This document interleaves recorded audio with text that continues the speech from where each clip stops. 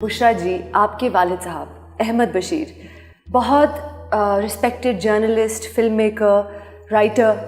جب ضیاء الحق نے martial law لگایا تو وہ ریزائن کر گئے، کیا یہ سچ ہے؟ نہیں، ایکچولی جب ضیاء الحق نے مارشل لاء لگایا تو اس وقت ابا was DG state film authority وچ واز ان اسلام آباد.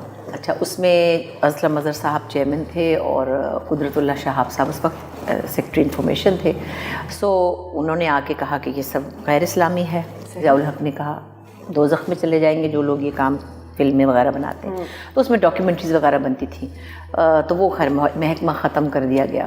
پھر ان کو شہاب صاحب نے کہا کہ آپ منسٹری میں آ جائیں، آ کے دفتر میں بیٹھ جائیں، گریڈ 22 سے 19 میں آ جائیں. تو انہوں نے کہا جی سوری میں چلتا ہوں لاہور، اسلام آباد سے. پھر وہ لاہور آ گئے اور انہوں نے کہا میں اپنا پینسل، ان کو بلکہ پنجابی میں کہتے ہیں میں اپنی پنسل کنتے لا کے میں چلا جاؤں گا دفتر. واہ، پنسل نا، تو ہم کہتے ہیں پنسل کہتے ہیں، بھائی میں تو پنسل ہی کہیں. تو وہ آ گئے لاہور اور آ کے اپنا جرنلزم پھر سے شروع کر دیا. اچھا، اور آپ کتنے سال کی تھیں تب؟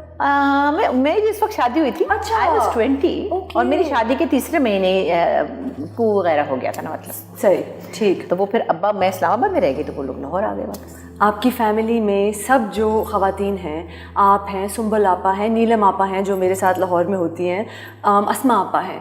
آپ اتنی کانفیڈنٹ، اتنی ٹیلنٹڈ سسٹرز ہیں اور آپ کو یہ سالوں سے لوگ آپ کو کہتے آ رہے ہیں، لیکن مجھے پتا ہے کہ یہ آپ میں تو ہے ٹیلنٹ، لیکن آپ کے والد صاحب نے گھر میں ایک ماحول کریٹ کیا ہوگا اس ٹیلنٹ کی ایکسپریشن دیکھ. تو کیسا تھا ماحول اس کا؟ پتہ ہے کیا، بڑا ایک عجیب سے. ابا واز این ایکسٹریمسٹ. ابا انتہائی محبت کرنے والے اور انتہائی غصے والے.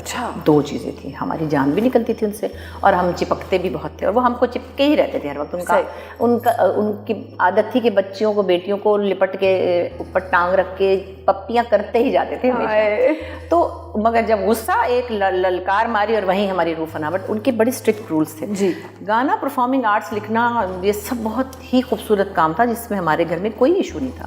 صرف یہ تھا کہ آپ نے باہر نہیں جانا، زیادہ دیر تک باہر نہیں رہنا، شام کو گھر میں ہونا ہے، سورج غروب ہو تو آپ نے اپنے گھر میں ہونا، نہ کسی سہیلی کی برتھ ڈے پارٹی پہ جانا تھا. سہیلی کی برتھ ڈے پارٹی نہیں. اور اگر ہم کسی شادی پہ چلے بھی جاتے تھے امی کے ساتھ، ہم کھانے کے بغیر آ جاتے تھے کیونکہ انہوں نے کہا 9 بجے کے بعد دیر باہر نہیں رہنا. اس کا مطلب تھا وہ کہتے تھے مجھے لوگوں پہ ٹرسٹ نہیں ہے. صحیح. اور ان کے مطابق میری 4 سونیاں تیاں نے تھے، میں اس طرح نہیں مطلب چھٹ سکتا. تو وہ ایک ان کو باہر لینا وے، ہی واز رائٹ. تو مگر ہمیں پھر بہت سی چیزوں میں الجھن بھی ہوتی تھی. کیا مصیبت ہے، دل تو چاہتا تھا کہ گائیں. اور پھر چونکہ میں بچوں کے پروگرام میں جاتی تھی تو میرے پیچھے تو بڑی ٹی وی کی گاڑیاں لگ جاتی تھیں. اس وقت خیر مجھے جانے دیا بکاز میں اس وقت فراک جڑا بنا کے گئی تھی. بٹ تھوڑی سی جب میں بڑی ہوئی تو پھر میری دادی وغیرہ نے کہا کہ بھئی آؤ بڑی ہو گئی ہے فلانا. تو میں تھوڑی لمبی بھی جلدی ہو گئی تھی. دین دے اسٹاپ می. اچھا، ابا نے کہا کہ تینوں شوق ہے تو چپ کر کے ریڈیو تے جا کے گا لیا کر، کسی نے پتہ بھی نہیں لگے. اچھا، وہ الاؤڈ تھا لیکن ٹائمنگز اور ریسٹرکشنز تھیں. وہ تو سب کی ہوتی ہیں. ہاں، لیکن ہمیں اب کے ہمارے گھر میں بھی میری بیٹیوں کے ان کے میل فرینڈس بھی آتے تھے، بالکل جو بچے اسکول میں پڑھتے ہیں آپ کے بھی. ہمارے گھر میں ایسا کوئی مذاق ہے. تو ہم فیمیل اسکول میں تھے، ہم کوئیڈ میں نہیں تھے. مگر ایون دین جب ٹی وی پہ کام کرتے تھے تو پروڈیوسرس کا فون بھی آتا تھا تو ہماری روح فنا ہو جاتی تھی کہ مطلب ہے کہ یہ امی سے بات کر لیں. آپ کو دیکھ کے لگتا نہیں ایسا؟ میرے دماغ میں جو آپ کے والد صاحب تھے اور آپ کی امی ابھی حیات ہیں ماشاءاللہ، لاہور میں ہیں، تو مجھے تو لگتا تھا کہ آپ بہت ہی لبرل اور پروگریسو. ہاں، لبرل اس طرح تھے کہ ہمارے گھر میں میوزک اور مستی مذاق اور لکھنا پڑھنا اور ہمارے گھر میں ادیبوں شاعروں کا آنا بیٹھنا، وہ صرف پروٹیکٹیو بہت زیادہ تھے ہمارے. اس طرح ہمیں انڈیپینڈنس بھی دی. جیسے کہ ہمارے والد نے کبھی پیسے نہیں بنائے کیونکہ ہمیشہ نوکری سے نکالے گئے اور بڑی خوشی خوشی آتی تھی کہ نوکری چلی گئی. مساوات کے ایڈیٹر تھے اور بھٹو صاحب کے خلاف لکھ دیا تو انہوں نے تو نکالنا ہی تھا. تو he was very proud of this. میں سچ بولوں گا اور چاہے جو مرضی کانسیکوینسز ہو، ان کی اسی معاملے میں رسپیکٹ تھی. تو ہمیں انہوں نے بس اسٹاپ پہ رستہ دکھایا کہ یہ دیکھو ہم نے یہ گھر لیا، چلو بھائی دیکھیں کدھر سے کس کو بس ملتی ہے. ہمیں اس طرح انہوں نے انڈیپینڈنس بھی تھی، ہمیں کانفیڈنس جو آیا ہے، ہمیں اپنے اون پہ اسکول جانا اور آنا. لیکن یہ بتایا کہ کسی سے کچھ لے کے کھانا نہیں ہے اور کہیں اترنا نہیں ہے. 2-4 چیزیں پکی بتائی تھی. تو کچھ پرنسپلس تھے ان کے جو کہ اس وقت تو بڑے مصیبت لگتے تھے لیکن آئی تھنک وہ ٹھیک تھے. آپ کو ان سے پہلے پرائڈ آف پرفارمنس مل گیا، وہ کیسا تھا؟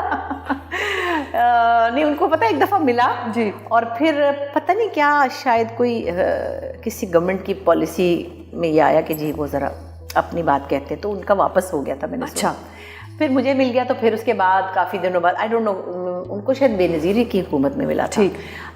مجھے بھی بے نظیر کی لیکن بے نظیر کی دوسری حکومت میں ان کو ملا تھا. اب پہلی حکومت میں مجھے ملا تھا تو میں ان کو کہتی تھی ابا تو میں سینئر ہی گیا. لیکن بہرحال وہ دیر سویر تو ہوتی ہے. بٹ بشریٰ جی آپ نے اتنے آئیکانک ڈراموں میں کام کیا, کامیڈیز میں خاص طور پر, اور میں اس دن آنگن ٹیڑھا دیکھ رہی تھی. یوٹیوب پہ اب سارا کچھ مل جاتا ہے. فارمولا آف سکسیس کیا تھا اس وقت؟ بیکاز اب تو وہ فارمولا آف سکسیس نہ ہے اور نہ ہی کسی کی کیپیبلٹی ہے آج کل وہ چیز بنانے میں. تو اس وقت کیا تھا میجک؟ آئی تھنک ٹائم کے ساتھ بہت کچھ سب کچھ چینج ہوتا ہے. جی. زندگی میں صرف ناٹ اونلی دا ڈراماز, ہماری لائف میں اور بہت کچھ چینج ہوا. آپ کے پیرنٹس نے بھی دیکھا بہت کچھ چینج ہوتے ہوئے, ہمارے پیرنٹس سے پہلے ان کے پیرنٹس نے بھی بہت کچھ. تو زندگی بدلتی ہے and we have to accept that. Okay. مگر اچھی بات یہ ہے کہ اچھی چیزوں کے لیے زندگی بدلتی ہے. ہماری بیسک جو کہنا چاہیے ہماری جو روایات ہیں, ہمارے جو بھی ہمارے نارمز ہیں فیملیز کے, یا ہمارے براٹ اپ میں جو چیزیں بیسک ہوتی تھیں وہ اب چلی جا رہی ہے. تو اس کا مجھے بڑا دکھ ہوتا ہے. مثلاً وہ ٹھیک ہے, ہم سے پرانے زمانوں میں تو اور بھی تھا کہ جی بیٹھک میں مرد بیٹھے تو عورتیں نہیں جاتیں. وہ ہم نے دیکھا ہمارے دادا کے بیٹھک میں ہماری دادی نہیں جاتی تھی ان کے دوستوں میں. اچھا. ہماری امی کو ہمارے ابا نے بہت کمپینین شپ دی, وہ اپنے ساتھ ان کو لے کے ہر جگہ جاتے تھے اور ادبی محفلوں میں بھی لے جاتے تھے اور پھر اجوکا کے ڈرامے دیکھنے بھی اور کلاسیکل میوزک کانفرنس میں بھی. تو my mother was his friend. تو وہ ہم نے دیکھا کہ ایک آدمی اتنا پروگریسو ہے کہ وہ اپنی بیوی کو ہر جگہ, اور میری امی بڑی اسمارٹلی ڈریس اپ ہوتی تھی, نیلز بڑے ہوئے, ساڑیاں پہنی ہوئی, ماڈرن فیشن. میں آپ کو بتاؤں ابھی بشریٰ آپا نے میری ساڑی خود آ کے باندھی ہے, میں نے بہت بری باندھی تھی. اس کو فکس کرنا ہوتا ہے, بس سمجھنا ہوتا ہے اور کچھ نہیں. سو اس طرح ہم نے یہ دیکھا. پھر ہمارے جو ہسبینڈس تھے انہوں نے بھی ہمیں اس طرح سے نہیں کہ بھائی چپ جاؤ یا بات نہیں کرنی یا اس کے سامنے نہیں آنا یا اس کے سامنے. تو چیزیں بدلی ہیں. لیکن سب چیزوں میں سمجھتی ہوں ایک چیز جو ہمیشہ رہنی چاہیے وہ آپ کی اپنی جو بیسک ایتھکس آف لائف ہے وہ نہیں بدلنی چاہیے, جس میں اب تھوڑی اپسیٹ زیادہ ہوں بیکاز آف سوشل میڈیا. اچھا. گھروں میں تو میں نہیں سمجھتی کہ اپنے اپنے گھر کا سب کا ماحول ہے. کسی کے گھر میں کوئی کسی کو تو کہتا ہوگا, کسی کو آپ کہتا ہوگا. اچھا, میں اتفاق سے بچپن سے اپنے بچوں کو آپ ہی کہہ کے بلاتی ہوں, ٹھیک ہے. جب پنجابی میں ہم بولتے ہیں تو ہماری امی ابا نے ہم کو تو ہی بلایا کہ تو ایتھے بیٹھ جاتے, تو ہے کھا لے. پنجابی میں تو کہتے ہیں, آپ کی امی بھی شاید کہتی ہوں گی بیکاز یو آلسو. بالکل بالکل. لیکن ہمارے ہاں تو نانی کو مطلب بچپن میں کیونکہ نئی نئی پنجابی سیکھی تھی تو گالیاں بھی دے دیتے تھے, پتہ نہیں تھا کہ 2-3 سال کی عمر پہ. اب میں کیمرہ پہ نہیں کہہ سکتی. آئی نو. اچھا, ہمارے گھر میں جو بہت ہی کہیں تباہی ہو جاتی ہوگی تو ہماری امی کسی کو الو کا پٹھا ہی کہہ دیتی تھی, مطلب الو دی پٹھی تو ختم. مطلب اب تو لوگ سمجھتے ہیں, خاص طور پہ آپ کی جنریشن کے بچے, کہ جو انگریزی میں بھی کچھ الفاظ ہے کہنا وہ کول ہے, اٹس اوکے, رائٹ. بلکہ شاید ان کو پتہ بھی نہیں چلتا کہ وہ کیا بول رہے ہیں. کبھی کبھی ایسا ہوتا ہے کہ آپ کے جیسے اچھے اچھے پیارے پیارے بچوں کے ساتھ میں کام کرتی ہوں. جی. اور کبھی کبھی ایک, میں نام نہیں لوں گی, بڑا پیارا ایکٹر ہے, all children are very close to me. آپ کو پتہ ہے میں سب کو بہت پیار کرتی ہوں, بہت. میرے سے کوئی ڈرتا نہیں ہے, شکر ہے. نہ میں چڑچڑی آنٹی بننا چاہتی ہوں, مجھے بڑا ڈر لگتا ہے کہ سڑی ہوئی آنٹی نہیں. اور ہم تو آپ کے ساتھ سیکرٹس بھی شیئر کر لیتے ہیں. ہاں, مگر میں کسی بچوں کو نہ نصیحتیں کرتی ہوں نہ ان کو کہتی ہوں کہ تم, حالانکہ بچے کبھی کبھی دیر میں بھی آتے ہیں, کبھی ٹینٹرم بھی دکھاتے ہیں, ہمیں نہیں, ڈائریکٹرس کو ان کی وجہ سے کچھ ٹربلز بھی ہوتی ہیں. بٹ میں, دیٹس ناٹ مائی ایریا, میرا ایریا نہیں ہے وہ ڈائریکشن جانے, پروڈکشن جانے. میں کیوں بچے کو کہوں کہ دیکھو بیٹے تمہیں اس وقت نہیں آنا چاہیے تھا, تم اس وقت میں نہیں کہتی.